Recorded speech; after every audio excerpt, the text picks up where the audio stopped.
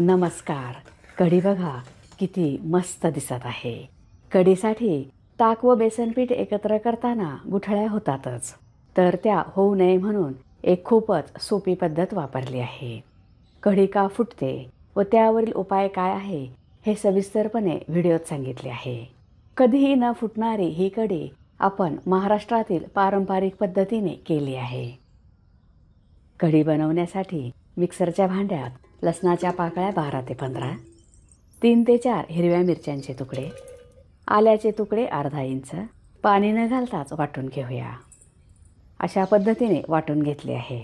हे एका वाटीमध्ये काढून घेतले आहे. थोडेसे वाटण मिक्सरच्या भांड्यात ठेवले आहे. त्यामुळे कढीला खूप छान फ्लेवर येतो, चव येते. त्यातच 2 कप दही, दही थोडेसे आंबट असावे. बेसन पीठ अर्धा कप, 1 कप पाणी मिक्सरला फिरवून घेऊया. त्यामुळे ते कमी वेळेत व्यवस्थित मिक्स होईल. ही सर्वात महत्त्वाची ट्रिक आहे. तुम्ही रवीने, विस्करने किंवा चमच्याने मिक्स करू शकता, पण मिक्सरमध्ये व्यवस्थित मिक्स होते. शिवाय मेहनत व वेळ लागत नाही. मिश्रण मिक्सरमध्ये फिरवल्यामुळे एकजीव झाले आहे. दह्याची व बेसन पिठाची एकही गुठळी दिसत नाही. कढईत 2 मोठे चमचे तेल गरम करूया.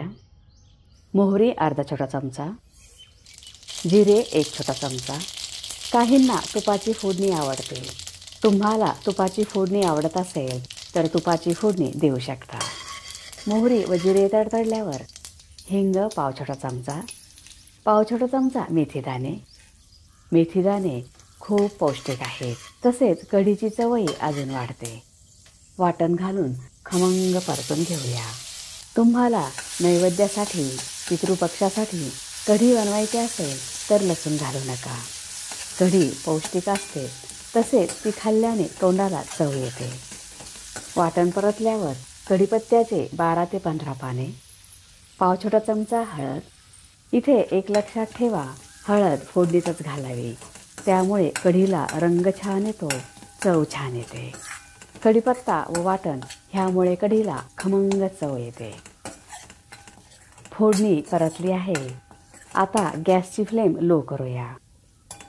ताकाचे मिश्रण ओतूया. ह्यात 3 कप पाणी घालूया. मिक्स करूया. कढई जास्त गरम असेल तर कढी फुटू शकते. त्यामुळे कढई गरम असेल तर 1 मिनिटासाठी इथे तुम्ही गॅस बंद करू शकता. आता पाणी जास्त वाटत असेल तरीही कढी शिजल्यावर व थंड झाल्यावर घट्ट होते. ह्या पॉईंटला मीठ घालू नका. त्यामुळे कढी फुटू शकते. मीठ केव्हा घालायचे हे पुढे सांगितले आहे. फोडणीत ताकाचे मिश्रण घातल्यावर चांगली उकळी येईपर्यंत मिश्रण सतत हलवावे. त्यामुळे कढी फुटणार नाही. तुम्ही चॅनलला सबस्क्राईब केले नसेल तर सबस्क्राईब करा. बेल आयकॉनवर क्लिक करा. त्यामुळे तुम्हाला नवीन रेसिपीजचे नोटिफिकेशन्स मिळतील. व्हिडिओ आवडल्यास लाईक करायला विसरू नका. पूर्ण स्वयंपाक करायचा नसेल तर अशी कढी बनवून भाताबरोबर किंवा चपाती भाकरीबरोबर खाऊ शकता. तुम्ही ह्या पद्धतीने कढी बनवा. त्यामुळे कढी कधीच फुटणार नाही व काहीही प्रॉब्लेम येणार नाही. बेसन पिठामुळे कढी फुटणार नाही म्हणून व्यवस्थित उकळून घेऊया. उकळी आली आहे. आता कढी सतत हलवण्याची आवश्यकता नाही. गॅसची फ्लेम मिडियम आहे. जेवण करताना ही पिता यावी म्हणून जेवताना वाटीत वाढावी. गरम गरम कढी प्यायला खूपच टेस्टी लागते. चवीनुसार मीठ, थोडीशी साखर. गूळ आवडत असेल तर साखरेऐवजी गूळ घालू शकता. उकळी आल्यावर मीठ घातल्यामुळे कढी फुटत नाही. ही 5 मिनिटे उकळून घेऊया. कढी छान उकळली आहे. दाटसरपणा तुमच्या आवडीप्रमाणे ठेवा. कढी खूप छान दिसत आहे. दाटसर झाली आहे. स्वच्छ धुवून कापलेली कोथिंबीर. कधीकधी वरण किंवा आमटी बनवायची नसेल तर त्यावेळेस कढी बनवू शकता. ही गरम गरमच खावी. जेवताना ही कढी पिऊ शकता. सर्व टिप्स फॉलो केल्यामुळे ही अजिबात फुटली नाही. ही पद्धत वापरली तर तुमची ही कढी कधीच फुटणार नाही. आज आपण कढी बनवण्याची महाराष्ट्रातील पारंपरिक पद्धत बनवली आहे. सुवासही छान व खमंग येत आहे.